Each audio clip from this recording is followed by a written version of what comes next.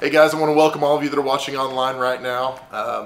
We're live at the Summit with At the Movies, and so because of that, you get the greatest hits here online. I hope you stay tuned. I know you might be a little disappointed, but if you're in the Indiana area, you can come join us in person. And if you're not, that's okay. You're going to have just an opportunity to hear some of our most talked about messages that we've ever done here at Summit Church. And today, we're going all the way back to February of 2016. We did a series called Deadly Viper Character Assassin, and it was a fun series. We had a fun set design, but we talked about some really serious issues. And one of the things we talked about that you're going to see today is character creep. How there are assassins out to get us, to destroy our soul and take away our integrity. And one of those that we're going to talk about today is the fact that we don't surrender our integrity all in one instance. It's a slow process over time. One bad decision after another bad decision. Before you know it, we're in a place that we never thought we'd be in. So we're going to be walking through that today, talking about it. How do we prevent that?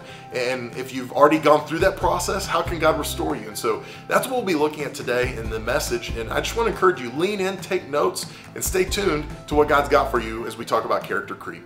So we're in a series right now called Deadly Viper Character Assassins. And the reason we're in this series is simply this, because just like heaven is real, just like God is real, there's an enemy of your soul, and he is very real.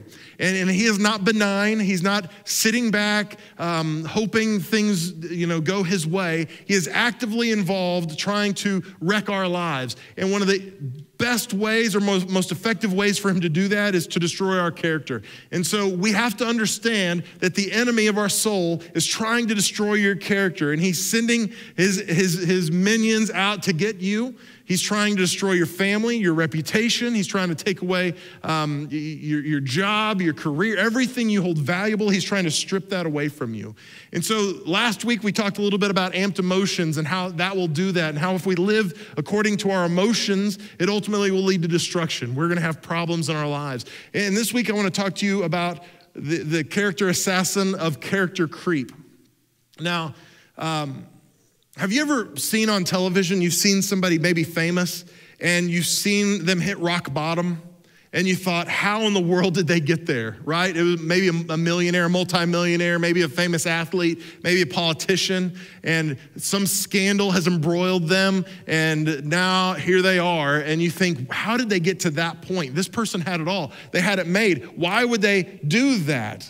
And the truth is, none of us wake up one morning and say, man, how can I blow my life today? How can I just wreck it all? How can I throw away my marriage? How can I throw away my reputation? I wonder how I could get fired today. None of us do that. But the truth is, every day people blow their reputation. People throw away their marriage. People lose their jobs. And so how does that happen? It's not because we choose that. It's not because we want that to happen. It's because typically there's a slow erosion of our character that happens pebble by pebble, day after day. After a long time, we get to the point where we make sinful decisions in our lives. I think we've all, in some way or another, been at that place where we thought, how in the world did I get here? Maybe you blew it. Maybe you did something you thought you would never do, and you hit rock bottom, and you thought, wow, I never thought I would do this. I never thought I would say this. I never thought I would act this way. How did this happen? And I think if you retrace your steps and look back at the path that led you there, it wasn't just one day you decided it. It was lots of little decisions along the way. And this is how character creep works. Character creep is subtle. Character creep chips away at you little by little. There's actually a martial arts, it's from Thailand, and in this martial art form, the way it works is the martial artist will attack you at your knees and below. Now, there aren't any major deadly strikes to major organs or to your head or to your torso. It's all the knees and below. So what this person is trying to do is slowly knock you out by taking out your knees or your ankles, working on your joints, where hopefully you'll end up crumpled in a pile, and then they can finish you off. And this is how our enemy works in our lives many times. It's not a full frontal assault. It's not a punch in the face. A lot of times it's chipping away. It's taking away little things. It's eroding our character slowly over time. And there's a story I want to share with you. It's one of my favorite favorite characters out of the Bible. His name's David. And if you are new to church, or if you are new to Christianity, or you're not really familiar with the Bible, that is okay. This guy named David, you might know him because he fought the giant. He fought Goliath and killed him. After that, though, he went on to become king of Israel. And so he was known as a warrior. He was known as a fighter. He won many, many battles. And so we're going to look at a portion of his story where he had been king for quite a while. This is in the book of 2 Samuel chapter 11. And this is what it says in 2 Samuel 11. In the spring of the year, the time when kings go out to battle, David sent Joab and his servants with him and all Israel. So this is what happened. It's the time of year when normally they would go to battle because they're not going to battle in the winter. Who wants to go to battle in the weather outside, right? Nobody. Nobody's doing that. So they were smart. They waited till it warmed up. So it was spring. It's time to go fight your enemies. And David sent everyone else to battle. He sent Joab. He sent the rest of Israel. But he didn't go. And it says, and they ravaged the Ammonites and besieged Rabbah. But David remained at Jerusalem. Verse 2 says, it happened late one afternoon when David arose from his couch and was walking on the roof of the king's house that he saw from the roof a woman bathing. And the woman was very beautiful. Now, I just want to set the tone for you, because at this time, it was not uncommon for the bath to be on a roof. They would use it and let the sun help warm the water. It made it easy to dispose of because they could drain it easily because of the gravity. And so it just made sense. And so David, he didn't go to battle, which is what he normally would have done. But instead, he was lounging, he was hanging out, he was taking it easy. And he probably felt like, I deserve it. I've worked really hard in my life. And man, I need a break. So I'm sending everybody else to fight and I'm going to stay behind. So he was walking around on the roof, minding his own business, and he sees a woman bathing. And it wasn't just any woman, it was a beautiful woman. See, character creep in our lives takes a pattern.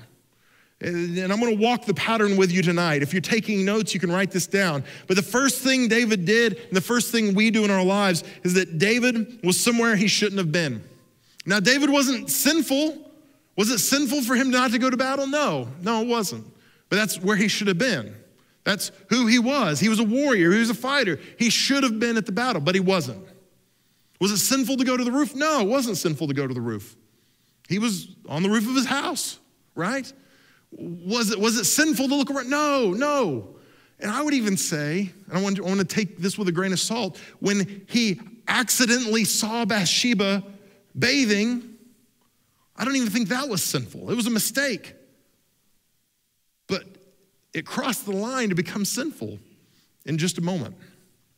So the first thing we have to understand is that most of the time when we get into trouble with character creep, it doesn't start off as sin. It starts off as maybe just a bad choice. It starts off as something other than that. See, sometimes we'll say things like, well, it's just a little thing. Well, it's just a little white lie. Oh, it's just a little bit of nudity in the movie.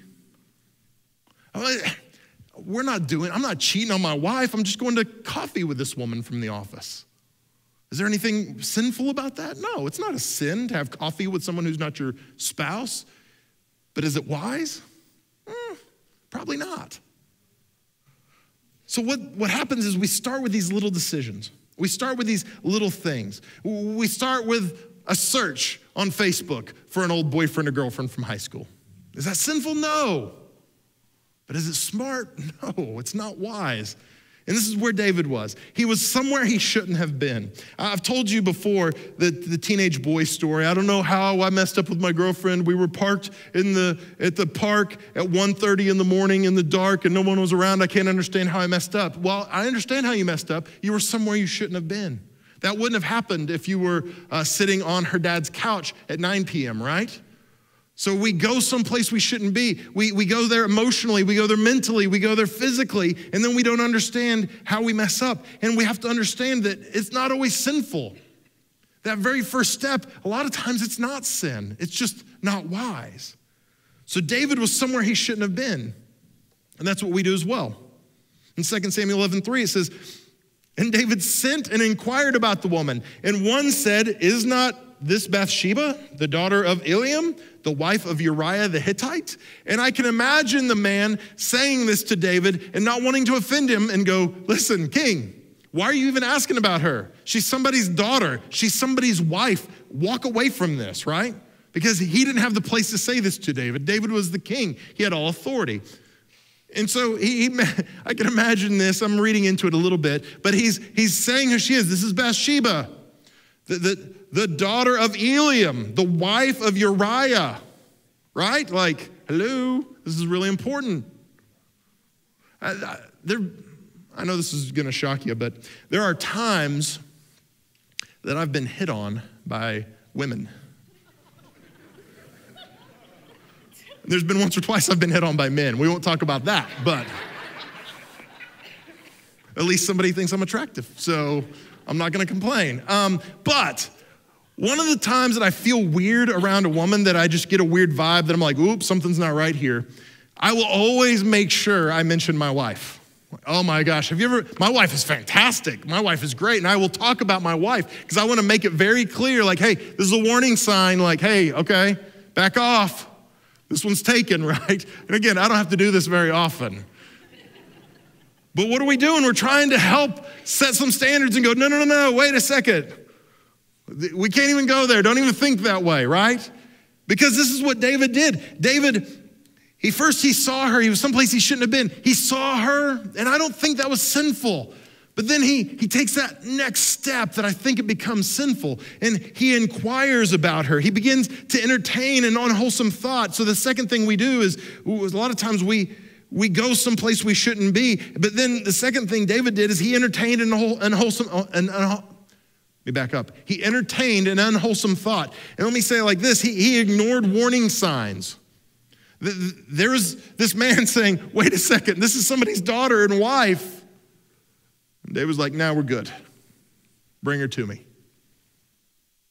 See, in your life, if you don't have anyone who can wave you off of a situation, you're surrounding yourself with the wrong people. You need someone in your life who can tell you no. You need someone in your life who will say, you're making a foolish decision. You should not go here. You should not do that. You should not be a part of this. You shouldn't act this way. You shouldn't be talking this way. Not in a hateful way, but in a loving way. And if you don't have those people in your life, you need to find some of those people. Because if you don't have people like that in your life, you are headed for disaster. You're headed for destruction if you're not careful. See,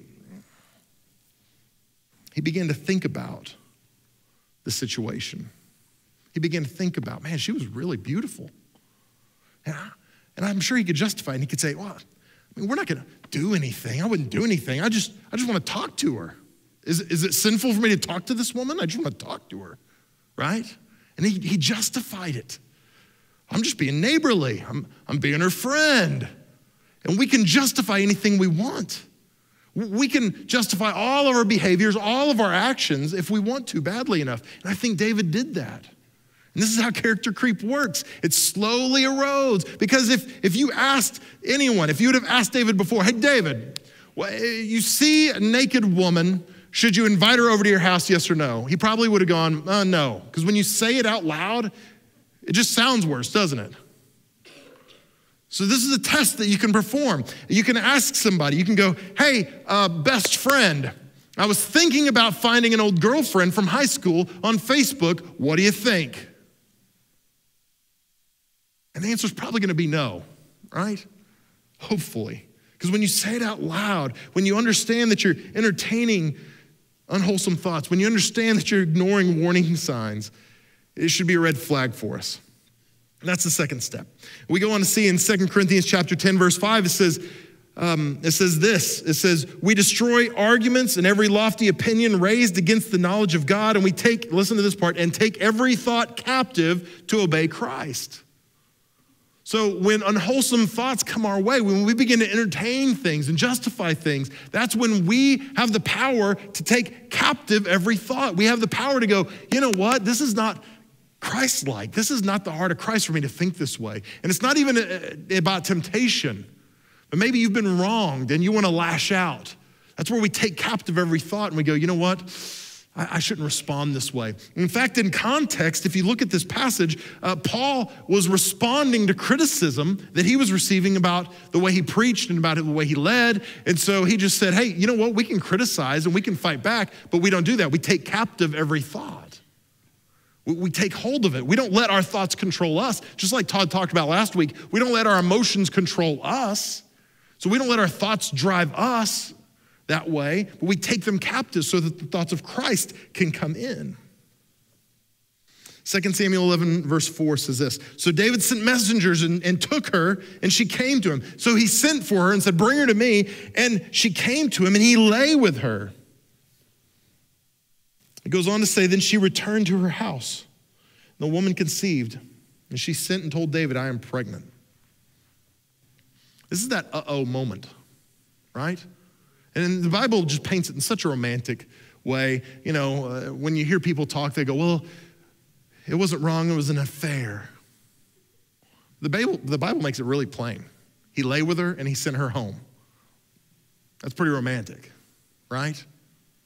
That's the way David saw it. It was, I want something from you, and I'm gonna take it. And he did.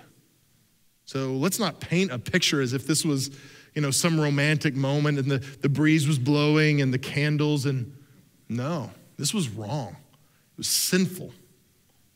It was ungodly, and it didn't have to go this way. So what did David do? He was in the wrong place. He allowed himself to be in the wrong place. He ignored the warning signs, and then he acted. I don't know why people are surprised when they do stupid things. I don't know why I'm surprised when I do stupid things. When we don't guard our hearts, when we let ourselves go places we shouldn't, when we let ourselves entertain thoughts we shouldn't, and then we end up doing something stupid, doing something sinful, of course we will. I've told you this before. I put guardrails up in my life because I know if I let myself get in the wrong situation, I'm gonna do something stupid in my life. If I'm not careful, I'm gonna forfeit my opportunity to be a minister of the gospel. I'm gonna forfeit my opportunity to raise my girls. I'm gonna forfeit the opportunity to be married to my wife if I'm not careful. Now you go, well, that seems awfully pessimistic. No, I just know my heart. And I've got to put guardrails up to guard myself and protect myself from getting to those areas. And here we see David didn't have guardrails up, and he acted. He did what he wanted to do. See, this is the moment when you see the press conference. And it's, gosh, I gotta be real careful here. It's not the press conference where the person says, I did not have sexual relations with that woman. It's not that press conference. It's the one later when he's quoting Psalms and he said, I have sinned, right? What's he saying? What is the person in the press conference saying? I messed up and I shouldn't have done it. But you know what? The moment of action is not where they messed up. The moment of action is just where everything came to fruition. Where they messed up was when they started down that path. Does that make sense? See, the moment he allowed the intern in his office without anybody else around, that was the moment he messed up. It wasn't the moment that everything was consummated in the Oval Office, okay? We're going way back. If you don't know what I'm talking about, you can Google it, okay? There's a lot of people here like, I got no clue what you're talking about. I wasn't even born then. That's okay. But what we have to understand is we think if we just don't mess up, we'll be okay. But what leads us to the point of messing up, what leads us to the point of action, we have already messed up if we're not guarding ourselves. So what we have to do is say, before I get to that point, I want to guard myself so I don't even get to that point. I don't want to get to the point of action. I don't want to get to the point where I have to stand up at a press conference and explain why I messed up and explain why I acted stupidly. This is what David did next. 2 Samuel chapter 11, verse 6, it says, so David sent word to Joab, who was one of his commanders, and he said, send me Uriah the Hittite. He said, okay, send me this woman's husband, right? I got to fix this. And Joab sent Uriah to David, and when Uriah came to him, David asked how Joab was doing and how the people were doing and how the war was going. So David brings him in and says, hey, buddy, how's everything going for you? What's going on with the front? I just want to hear, tell me honestly, what do you think about Joab? Is he doing good? I just want to hear from you. How seedy is this? And please understand, David was called a man after God's own heart. But here he is. just dirty, just ugly. Verse 13, after verse 7, he tells him, he says, you know what, you worked hard. Why don't you go home and hang out with your wife? I know you could use a little time with her, wink, wink, nudge, nudge. And Uriah refuses. He said, nope, you know what? All my men are back in battle. They're not sleeping with their wives in their warm beds at night. They're not with their families. I'm not going to do it either. So David is a little frustrated because he's not cooperating, because his hope was that he'd go home, lay with his wife, and that it would cover up his sin. So after that failed in verse 13, it says, and David invited him, and he ate in the presence and drank that he made him drunk. So David got him drunk so that maybe he could convince him to go home and sleep with his wife. And in the evening, he went out to lie on his couch with the servants of the Lord, but he did not go down to his house. So he still, even in this drunken state, would not go home. Verse 14, now listen to this. This is nefarious. Verse 14, it says, and in the morning, David wrote a letter to Joab and sent it by the hand of Uriah.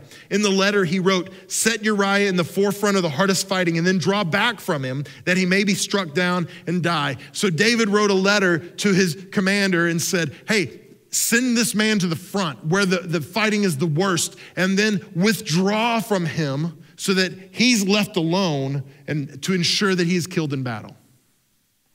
And not only did he send that order, but he sent it in Uriah's own hand. Do you see the complexity and the depth of what we're dealing with here? David had fallen to a point that he didn't even see where he had fallen. He was deceiving himself. So he's gone way beyond sin at this point, where now he's plotting a man's death. He's plotting his murder. See, David attempted to cover it up. So after the action comes the cover-up most of the time, where we go, man, I hope nobody saw what I just did. I hope nobody finds out. Have you ever slipped on the ice before? What's your first response? It's not usually to grab the part like, my first response, and if we're gonna be honest, isn't your first response to go, you get up and you're like, I'm fine. And then like 10 minutes later, you're like, oh my gosh, like my back, right? But what are you trying to do? Did anybody see this? Did anybody see me? Can I cover this up? Can I play it off? Maybe nobody will know. That is our natural inclination. This is what David did. He got Uriah drunk. He had him murdered. And you have to wonder, again, from the outside looking in, you go, this doesn't even make sense, right? Like, this is just stupid. This is a dumb plan. But David, I can imagine him justifying this and saying, I've got too much to lose. I'm the king of this kingdom, and he is just a commoner. It's an easy trade-off because my life is too valuable. My life is too important. And he justifies even the death of Uriah. There's a Chinese proverb that says this, he has too many lice to feel an itch. I think there are people like that. They get so hardened to their sin that they don't even realize what they're doing is wrong. The Holy Spirit can't even convict anymore because they're so hardened to what they're doing and how they're acting. And I think David was to the point that he was so selfish and so caught up in what he was doing that he couldn't even feel the tug of the Holy Spirit on his heart. We've got to be really careful because when we get to this place, we're beyond the danger zone. Character creep is destroying us left and right. 2 Samuel chapter 11, verse 26 says this. And when the wife of Uriah heard that Uriah, her husband, was dead, she lamented over her husband. And when the mourning was over, David sent and brought her to his house, and she became his wife, and she bore him a son. But the thing that David had done displeased the Lord. But the thing that David had done displeased the Lord. This is, again, let me just help you understand this. So not only did David cover this up, but he looked like the hero for bringing this poor widow into his home and making her a wife of the king. He looked like a hero. He played all this out and he thought, I got away with it. Nobody's ever gonna know. And then one day, he had a conversation. Now, I'm not gonna read you the passage, but it's in 2 Samuel chapter 12, the prophet of the Lord named Nathan comes to David. He said, hey, David, let me tell you this story. There was a rich man. He had flocks of sheep, hundreds of sheep. I'm paraphrasing. He said he had more sheep than he knew what to do with. And he came to town, and he found this one poor family, and they had one little ewe lamb. And the ewe lamb was like family to them. It slept with them at night, and they took care of it, and they fed it by hand. It was in their home with them. And that rich man took that little ewe lamb for himself, and he fed it to some friends. What do you think about that man? And David said, that guy should be killed. I can't believe somebody would do that. And he was outraged at the loss, outraged that someone would do that. Then Nathan said, well, you are that man. He called him out. The Holy Spirit had revealed it to Nathan. And again, this reveals David's depravity because he hears his own story and he's outraged, but he doesn't recognize it's his story. We can look at our own situation and justify it and go, well, of course I need to act like that. Of course I need to say that. Of course I need to do this. I wouldn't have to do that if my wife treated me like I deserve. You know, I wouldn't have to do that if my husband was nicer to me. I wouldn't have to act that way if people knew how they were in real life. So we justify it. Then we hear it from a third source and we go, well, hey, that sounds terrible. Yeah. The truth is that I am the man and you are the man. We are the ones that are committing the sin and living this lifestyle and doing these things. And we have to recognize that character creep is waiting for us to bend the truth, to mismanage small decisions, to take a haphazard approach to the details of our life. And it's time for us to draw a line in the sand and say, I'm done sacrificing the little things in my life. The little things matter. The little things are important.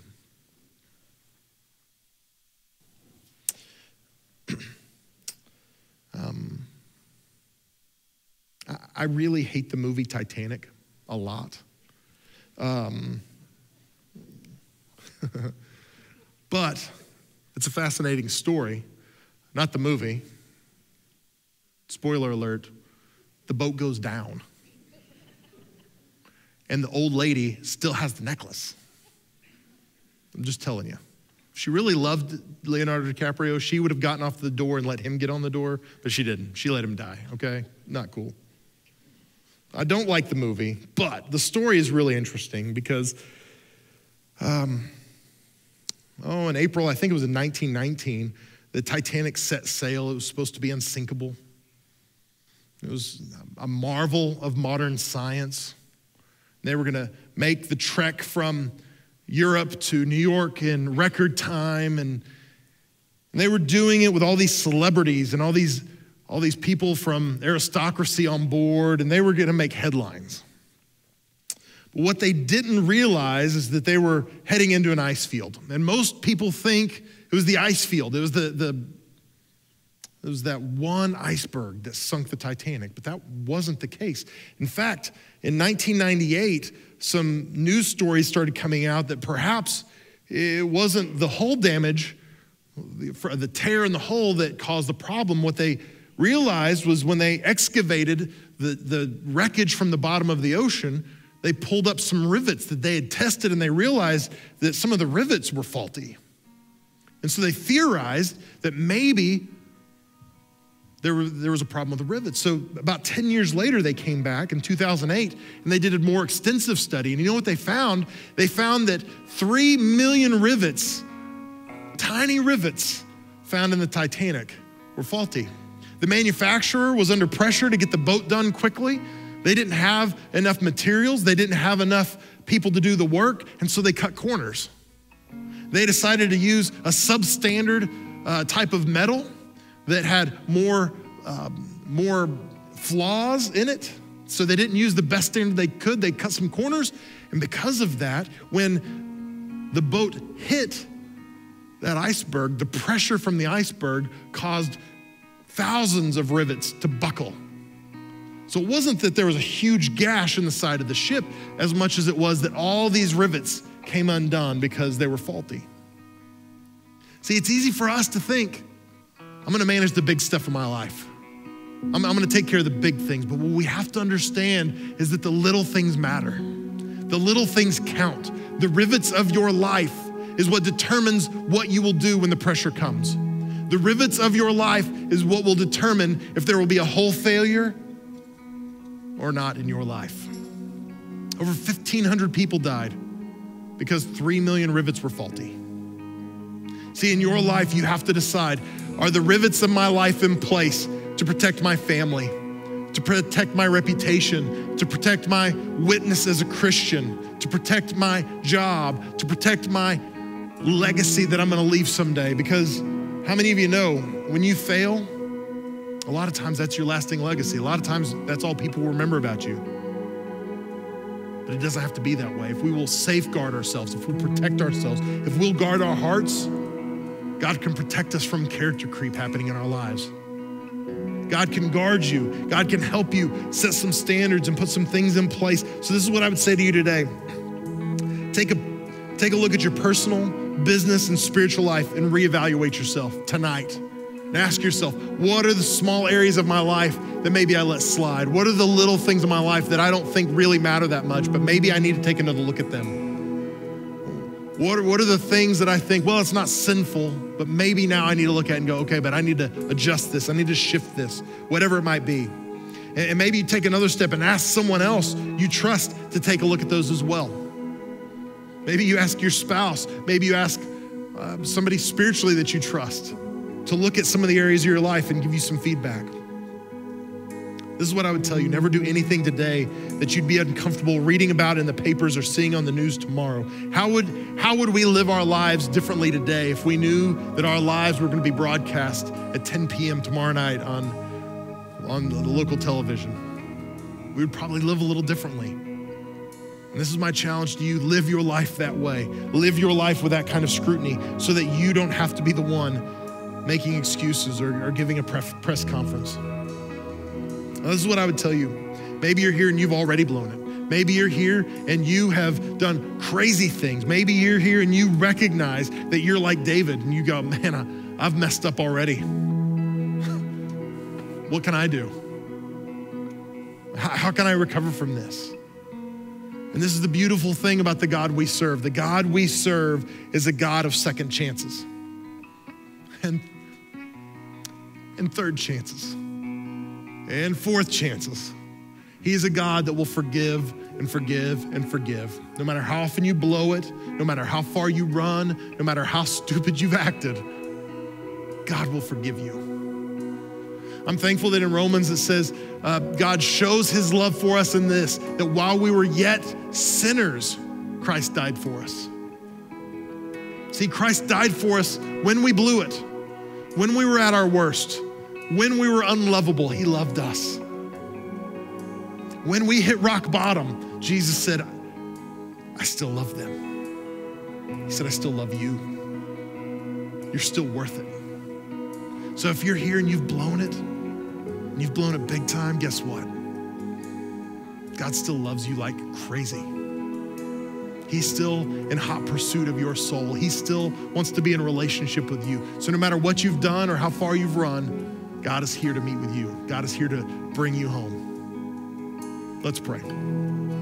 God, I love you tonight. And I'm so grateful that you are a good God. I'm so grateful that you are a God that forgives us. And you don't just forgive us once, over and over and over, God. I'm thankful for that.